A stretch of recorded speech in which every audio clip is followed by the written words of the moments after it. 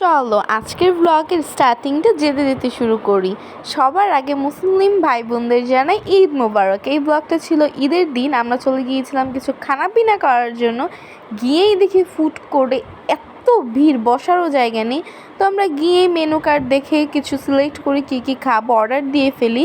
তো যাই হোক, অনেকক্ষণ দাঁড়িয়ে থাকার পর অবশেষে আমরা বসে যাই, একটা টেবিল তো পাই।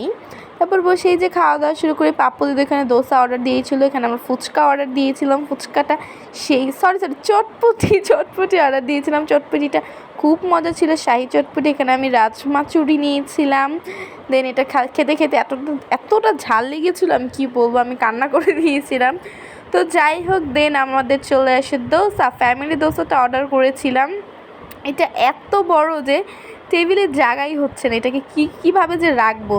তো যাই হোক, এই এত বড়টা আমাদের পেটে চলে গিয়েছে, আমরা খেয়ে ফেলেছি। দেন এখান থেকে মাঠ থেকে একটু ফুচকাও মেরে নিচ্ছিলাম। কোনো কিছু ছাড় দেওয়া যাবে না, খেতে গিয়েছি মানে খাবো। যাই হোক, তো এটাকে দোসাটাকে একটু প্রিপেয়ার করে নিচ্ছিলাম, টেবিলের জায়গা করে নিচ্ছিলাম। ব্যাপারটা কিন্তু ওই দিন খুব ভালো ছিল। ওই দিনটা আমরা খুব আনন্দ মজা করেছিলাম। দেন আমাদের চলে আসে ওয়াফেল, আর ওয়াফেল খেয়েইভাবেই আমরা বাড়ি চলে আসি। আজকের ব্লগটা এই পর্যন্তই থাকছে। কেমন লাগলো অবশ্যই কিন্তু কমেন্ট করে জানাবে।